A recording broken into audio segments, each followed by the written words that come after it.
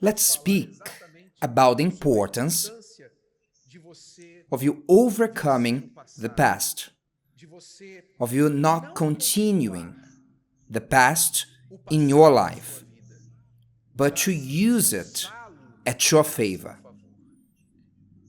Don't continue the past. Take note of this, please. Don't continue the past, but use it for the change of your life. What does it mean? Don't continue the past, but to use it.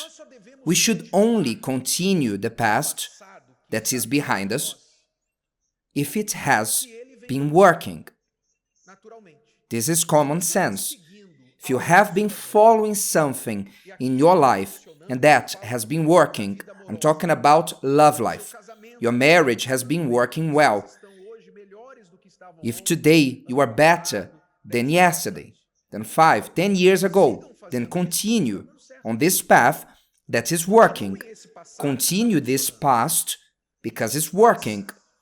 But when you have behind you a past that clearly does not work, and the proof of that is your present, a past that results on you being in bad terms with each other, you who are single, becoming someone traumatized, afraid on starting a new relationship, someone who is bitter, who speaks ill of everyone, especially the opposite sex.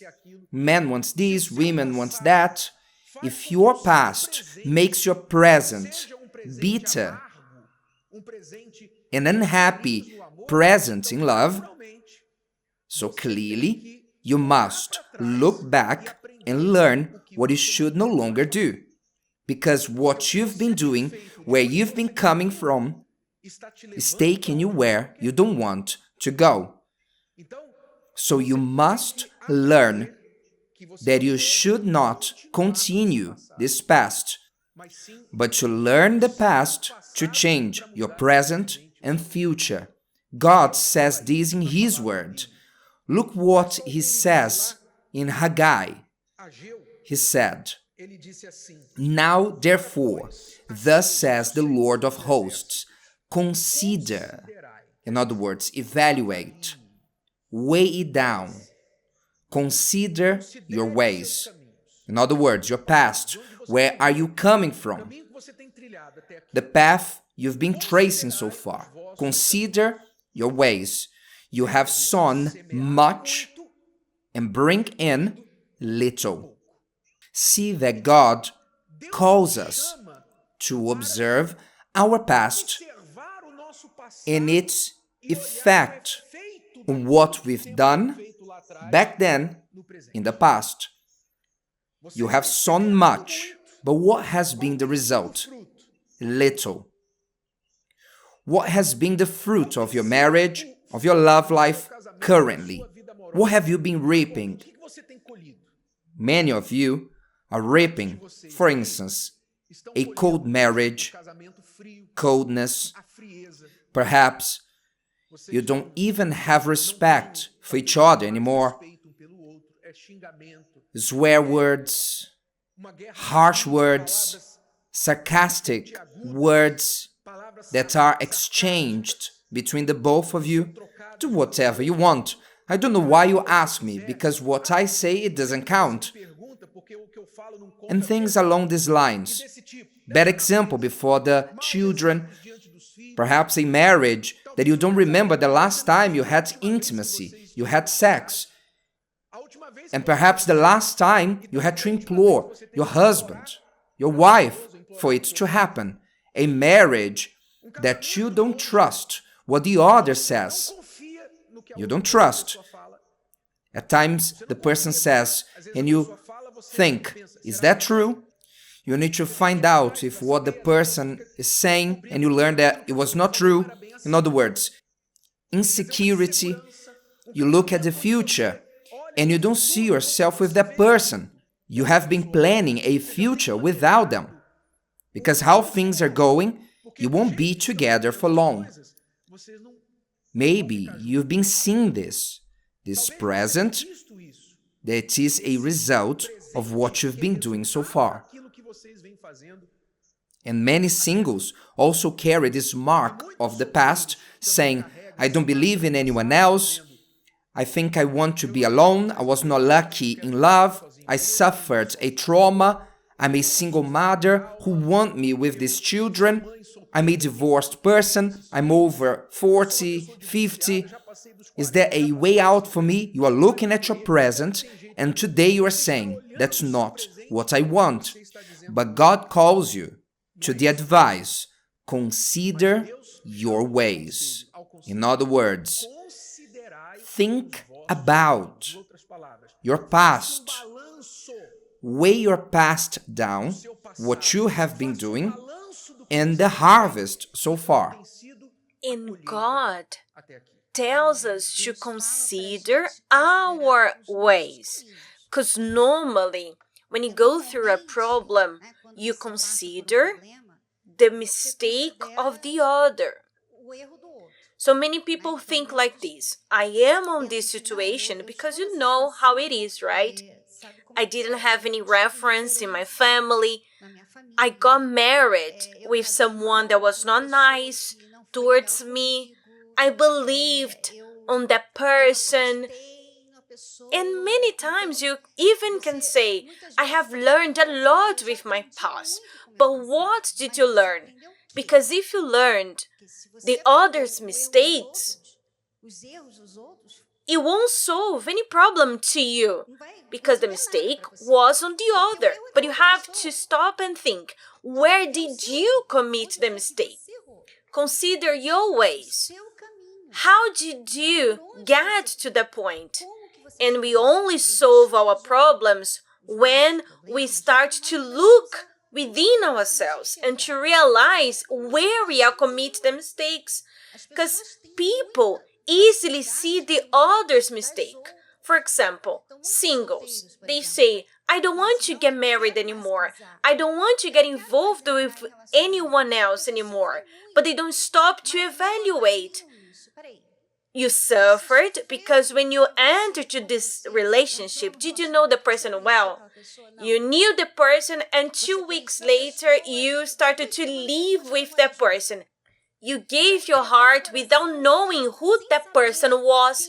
If the person was willing to be in a relationship, you simply gave yourself. The other person didn't want as much as you, didn't like you as much as you liked them, and everything went wrong. The other person wanted to live a singlehood life, and you started to think, you see what? The relationship didn't work. But you didn't stop to think, I was too intense. I gave too much of myself to someone that I didn't know. I didn't value myself. I didn't evaluate the situation. So God is asking us for us to consider our ways. Look at you. Look at you. Look where you are walking. Look at the decisions that you are making. Yes, where you are going to.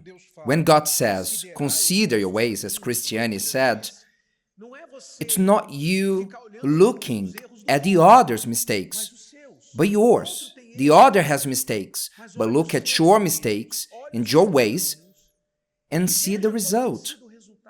Make an evaluation. Remember, intelligent love, the love that thinks.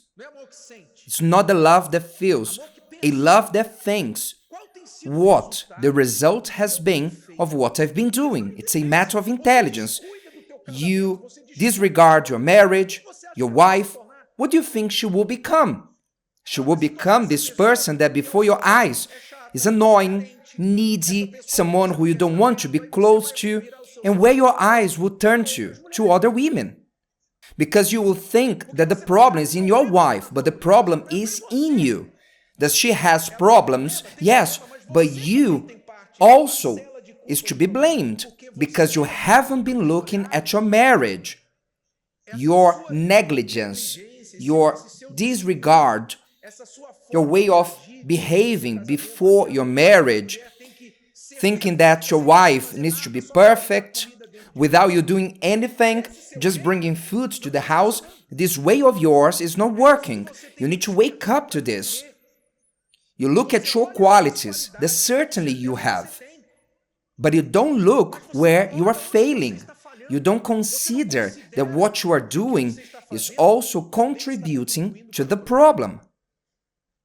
Therefore, when you consider your ways and you have just a little humbleness to recognize your mistakes, then God will show you. When you are humble, when you stop denying, I failed in my marriage. One thing that I failed in my marriage for 12 years is that she would bring the problems to me. She would bring the complaints to me about the relationship, and I would disregard her complaints as if they were childish, coming from someone who was spoiled, someone who was complaining for no reason. And I would articulate with my words, I'll make her feel bad for her complaints, and I will finish my arguments saying, listen, solve this problem with yourself because I have to work and do more important things. And that's how I got by with my marriage until she asked for divorce. Until she said, I can't handle this anymore. Then I started to see that what I was doing was not working and that I had to find another way. And this is what God says in this passage. God is telling the people, if you read the whole chapter, God is saying the following in this passage. Do you know why you have been sowing much and bringing in little? Because you have been selfish. You have been only looking after your own lives, your own homes, and you have been forgetting me, leaving me to the side. So the reason that they were suffering, doing a lot of effort for little result, was because they were being selfish, looking at themselves, which is usually what kills the marriage. Selfishness is what kills the marriage, is what makes the marriage to shrink. Each is only concerned with their own interests and not the others. They only think about themselves and they are not concerned with the other. So you must understand that God is calling us to look at our past, to consider the past, and make a decision. Either we will insist on the pride and keep going down to rock bottom with our chest puffed up. I am proudly going down to rock bottom. Otherwise, you will keep sinking your marriage without you recognizing your mistake and only pointing out the other's mistake because he's the problem, she's the problem, and they think that everything will change if you change the partner. You think he's the problem, she's the problem, I only need to find someone different. And you find someone else and you only change problems. And you haven't learned how to solve problems because you ran away from the problem. You ran away from the first marriage. You haven't learned to solve any marital problems. You go to the next new problems. What will happen? You will go to the third until you get tired and you say, this marriage thing doesn't work. The blame will always be with the marriage. Before, the blame was on the woman, the man. Now, is with the institution marriage. Why? Because of your pride. Your pride does not allow you to see your own mistakes. In other words, you continue your past. You failed in the past, but you didn't see it. Your paths are leading you to failure and you continue in the mistake, wanting a different end, but you insist in the same path. Just because of the pride of not recognizing what I've done so far, it's not working. I need to find a new path. If today's video helped you and you know someone that could benefit from it, share it with them, and if you haven't subscribed to the channel, you may do so now. See you later.